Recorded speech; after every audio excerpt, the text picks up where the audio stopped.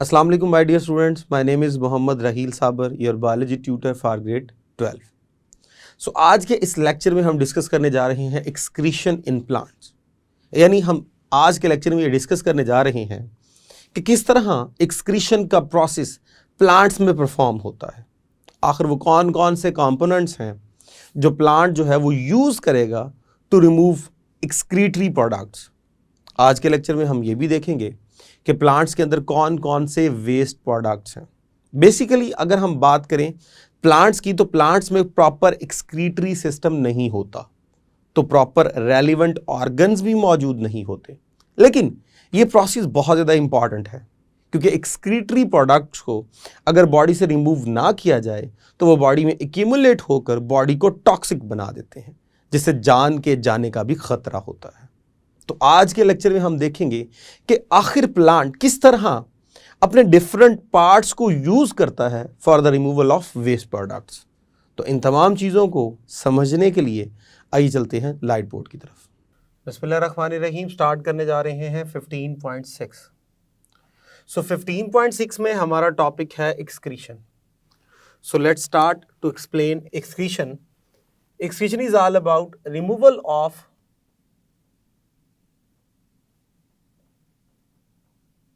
metabolic waste. Removal of metabolic waste called as excretion. अब यहाँ पे एक बात क्लियर कट समझ लीजिएगा, बहुत से लोग कंफ्यूज हो जाते हैं और वो हमेशा इस बात को ख्याल करते हैं कि इजेशन और एक्सक्रीशन दोनों सेम है। याद रखिएगा, दोनों में अच्छा खासा डिफरेंस है। सपोज अगर मैं बात कर रहा हूँ एक्सक्रीशन की और दूसरी तरफ मैं बात कर रहा हूं इजेशन की, सो दोनों में डिफरेंस है। डिफरेंस क्या है? अगर मैं बात करता हूं एक्सक्रीशन की, तो मैंने अभी बोला excretion is all about removal of metabolic waste. So जो मेटाबॉलिक वेस्ट होंगे, जो मेटाबॉलिज्म से पैदा होंगे, वो हमारे पास एक्सक्रीशन कहलाते हैं। अगर हम इजेशन की बात करें तो रिमूवल ऑफ अनडाइजेस्टेड फूड, वो फूड जो डाइजेस्ट नहीं हुआ और वेस्ट है, वो हमारे लिए क्या कहलाता है? इजेशन कहलाता है। अब एक्सक्रीशन का जो लिंक होता है, लिंक विद यूरिनरी सिस्टम, जो हम यूरिन वगैरह डिस्कस करते हैं, किडनी जो डिस्कस करते हैं, वो हमारा एक्सक्रीटरी सिस्टम है। और इजेशन डेफिनेटली लिंक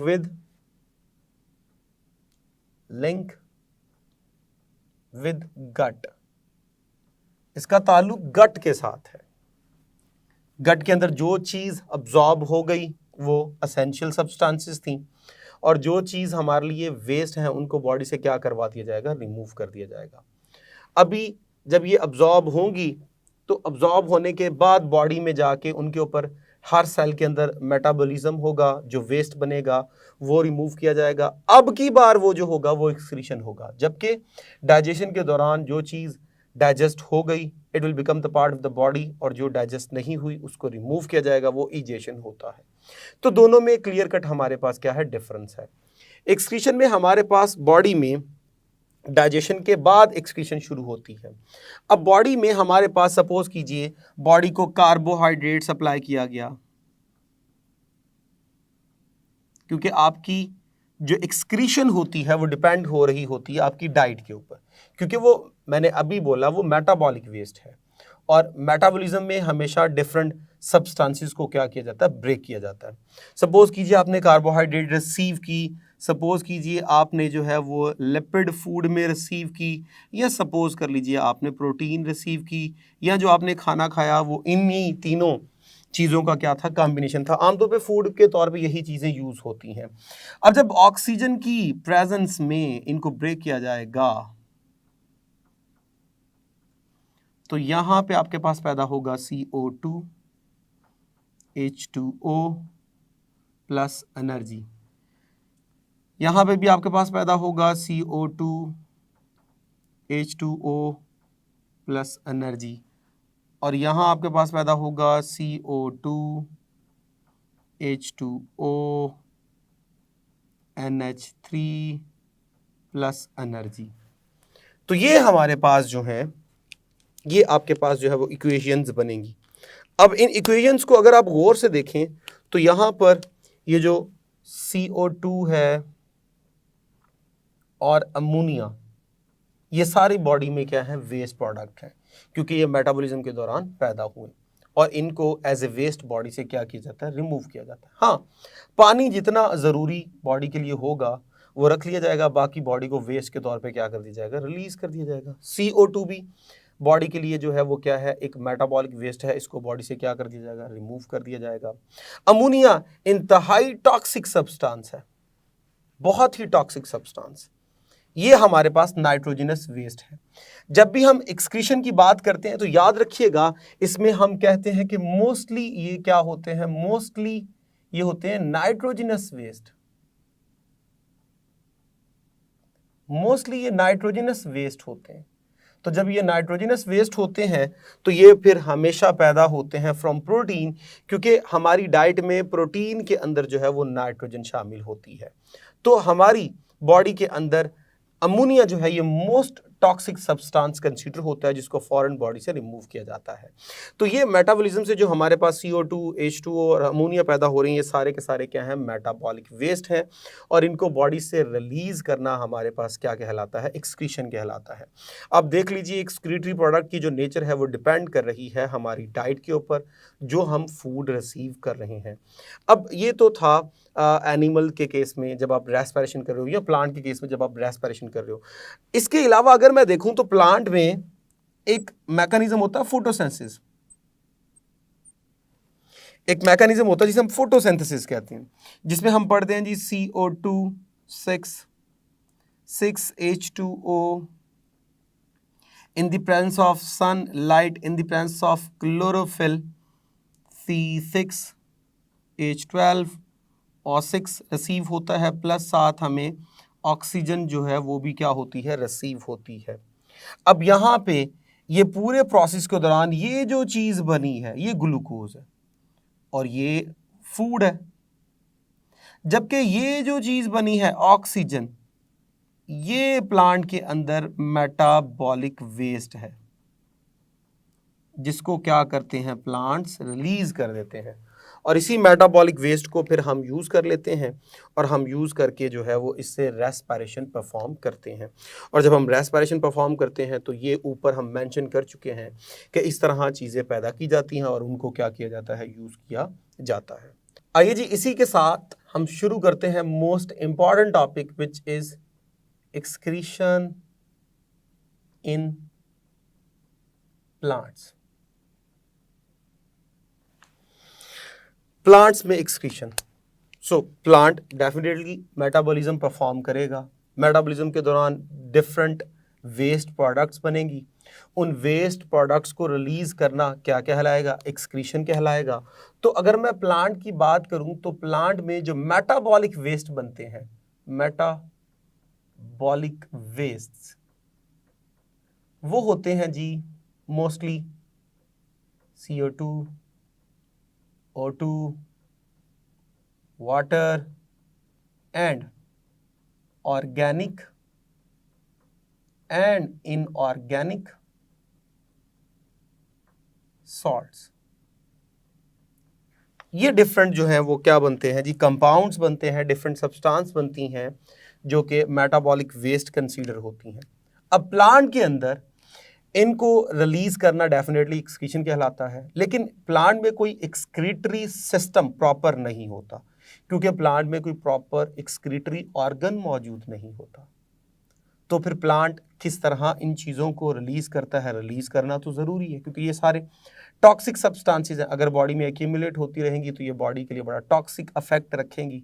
तो प्लांट इनको रिलीज तो ज़रूर करेगा, लेकिन प्लांट में कोई प्रॉपर ऑर्गन नहीं होते जो इनको क्या करते हैं, रिलीज करते हैं। तो फिर प्लांट किस तरह इनको रिलीज करता है, आइए ज़रा उसको डिस्कस करते हैं। तो फर्स्ट है हमारे पास एक्सक्रीशन ऑफ वाटर या रिमूवल ऑफ वाटर,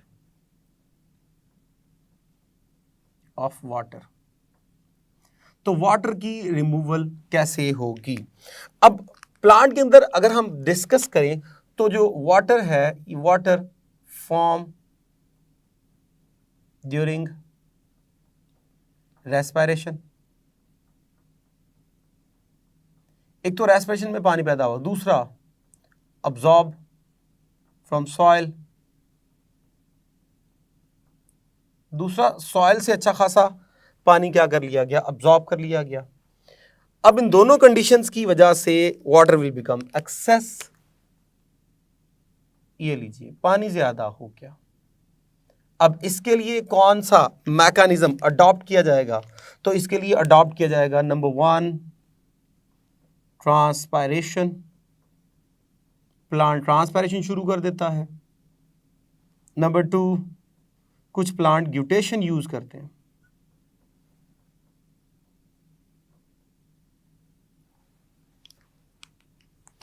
अब ट्रांसपायरेशन क्या है? Loss of water by vapours, और ये क्या है? Loss of water by droplets.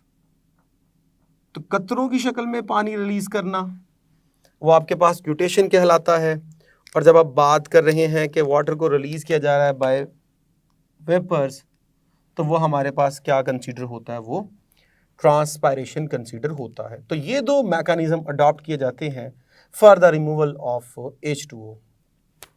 बात करते हैं जी रेस्पिरेटरी गैसेस, वो भी वेस्ट प्रोडक्ट हैं।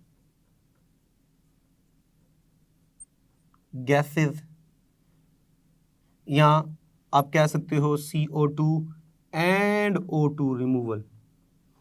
अब ये कैसे किया जाएगा? तो अगर हम प्लांट की लाइफ में आए तो plant during day time, day क्या करता है? ड्यूरिंग डे प्लांट करेगा, एक तो प्रोसेस करता है फोटोसिंथेसिस का, CO2 6H2O will gives us sunlight की प्रेजेंस में, क्लोरोफिल की प्रेजेंस में will gives us C6H12O6 plus 6O2, ये हमारे पास ड्यूरिंग डे टाइम। और इसी के पैरेलल जो दूसरा फंक्शन हो रहा होता है वो हो रहा होता है जी रेस्पिरेशन। इसी को आप ऑपोजिट कर दीजिए, रिवर्स कर दीजिए, तो हमारे पास बनेगा 6CO2 6H2O प्लस एनर्जी। तो ये दो प्रोसेस ड्यूरिंग डे टाइम जो है वो परफॉर्म कर रहा होता है प्लांट। अगर मैं बात करूं फोटोसिंथेसिस की, तो यहां से जो ऑक्सीजन पैदा होती है वो पौधा रेस्पिरेशन में यूज कर लेता है, और यहां से जो CO2 पैदा हो रही होती है वो पौधा फोटोसिंथेसिस में यूज कर लेता है। तो ये ड्यूरिंग डे टाइम काम चल रहा होता है। लेकिन ड्यूरिंग डे टाइम याद रखिएगा जो फोटोसिंथेटिक रेट है, फोटोसिंथेटिक रेट वो होता है ग्रेटर देन रेस्पिरेशन, वो रेस्पिरेटरी रेट से ज्यादा होता है। इसका मतलब ये हुआ जब वो रेस्पिरेशन से ज्यादा होगा तो ज्यादा ऑक्सीजन बनेगी। जब ज्यादा ऑक्सीजन बनेगी तो फिर ऑक्सीजन जो है वो होगी waste product, excretory product during day time. और अगर मैं बात करूं एट नाइट, तो नाइट में क्या होगा? नाइट के अंदर होती है जी ओनली रेस्पिरेशन, सिर्फ और सिर्फ रेस्पिरेशन। तो उस वक्त हमारे पास क्या होगा? CO2 as a waste. तो इन शॉर्ट हमारे पास प्लांट में ड्यूरिंग डे टाइम जो वेस्ट बनेगी वो होगी ऑक्सीजन, और ड्यूरिंग नाइट जो वेस्ट बनेगी वो होगी CO2, कार्बन डाइऑक्साइड गैस। अब तीसरी जो हमारे पास चीज है वो है जी organic and inorganic substances.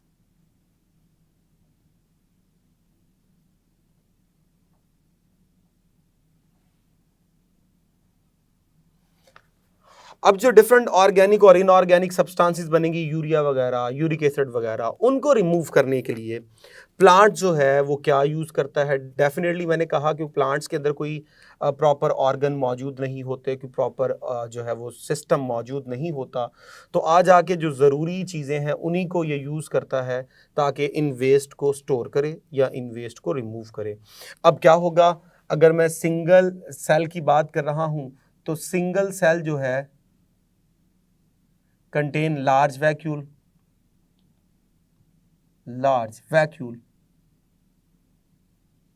to store waste।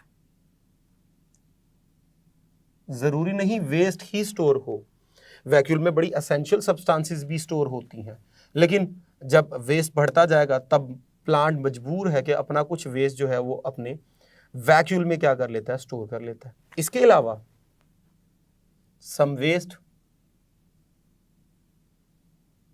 is stored in leaves। कुछ वेस्ट जो है वो लीव्स के अंदर स्टोर कर दिया जाता है। जब लीव्स के अंदर स्टोर कर दिया जाएगा तो ये जो लीफ हैं बिकम येलो, और ये येलो इसलिए नहीं है कि इनमें क्लोरोफिल जो है वो नहीं बन रहा, ये येलो इसलिए है क्योंकि इनके अंदर अच्छा खासा वेस्ट जो है वो क्या हो रहा है, स्टोर हो रहा है। फिर क्या होगा, ये जो लीफ होंगे इन ऑटम, ये क्या हो जाते हैं, फॉलिंग ऑफ लीफ।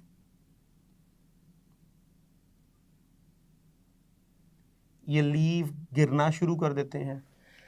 इसलिए हम इन लीव्स के लिए वर्ड यूज करते हैं एक्सक्रीटोफोर।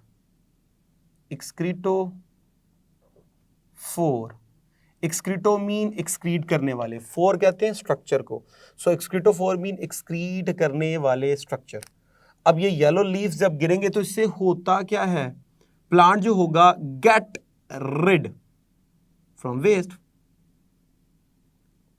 प्लांट जो है वो वेस्ट प्रोडक्ट से छुटकारा पा लेगा, तो ये इन लीव्स का बेनिफिट होता है। इसके अलावा some plant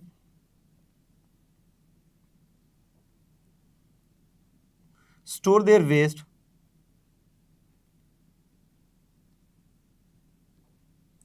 even in their seeds and fruits, जिससे पौधे के ऊपर लगा हुआ सीड और फ्रूट वहीं पे गलना सड़ना शुरू हो जाता है, ब्लैक हो जाता है, क्योंकि वो मजबूर है, उसके पास कोई और कंपोनेंट नहीं है। इसी तरह some store their waste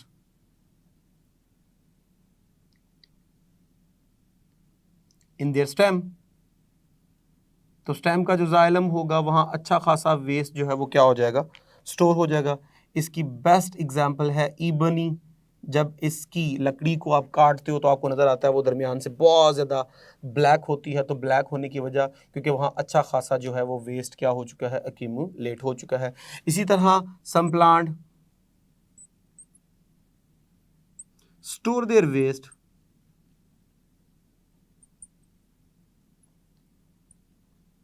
in their roots.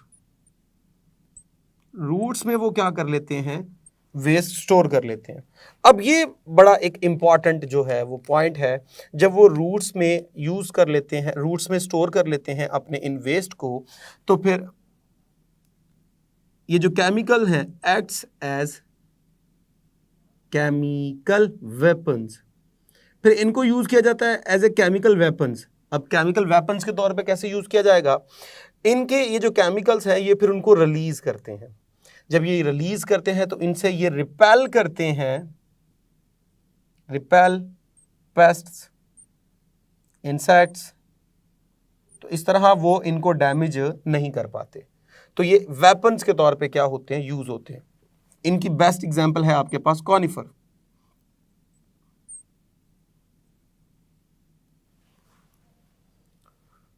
सो ये हमारे पास जो था ये वो मैकेनिज्म है जिसमें प्लांट अपनी बॉडी से क्या कर रहा है, डिफरेंट वेस्ट प्रोडक्ट को रिमूव कर रहा है। सो इस लेक्चर में हमने डिस्कस किया what is excretion and what is the difference between excretion and egestion, both are different, same कभी भी नहीं हो सकता, ठीक है जी। उसके बाद हमने पढ़ा excretion in plant. Excretion in plant में जो सबसे इंपॉर्टेंट चीज है वो है जी एक्सक्रीटोफोर, जो बड़ा ही इंपॉर्टेंट एक एमसीक्यू है, बहुत इंपॉर्टेंट एमसीक्यू है, और यही जो है वो शॉर्ट क्वेश्चन भी बन सकता है। इसकी प्रॉपर डेफिनेशन आपको आनी चाहिए। केमिकल वेपन्स जो है वो कौन यूज करते हैं, कॉनिफर यूज करते हैं, तो ये बड़ा एक इंपॉर्टेंट जो है वो एमसीक्यू है, ये आपको लाजमी पता होना चाहिए। इसके अलावा ये पूरा क्वेश्चन एज ए लॉन्ग बहुत इंपॉर्टेंट है।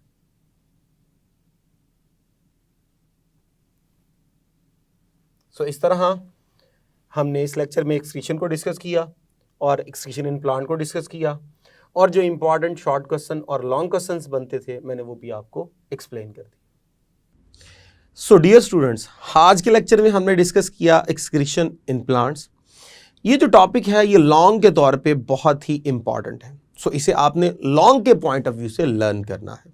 हाँ, अगर हम इसमें शॉर्ट के कुछ पॉइंट्स देखें तो कुछ शॉर्ट के पॉइंट हैं वो भी आपने अच्छे से लर्न करने हैं। मिसाल के तौर पे यहाँ एक बहुत ही इंपॉर्टेंट डेफिनेशन डिस्कस हुई है जिसे हमने कहा एक्सक्रीटोफोर।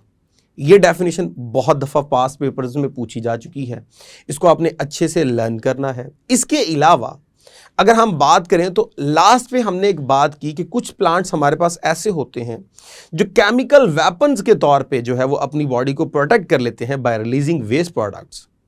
ये कौन से प्लांट्स हैं और किस तरह ये काम करते हैं, ये बात भी आपको ऑब्जेक्टिव पॉइंट ऑफ व्यू से लर्न करनी है। तो इस तरह होप सो आपको समझ आई होगी। अब तक के लिए इतना ही, इजाज़त दीजिए for next lecture. Thank you very much. अल्लाह हाफिज़।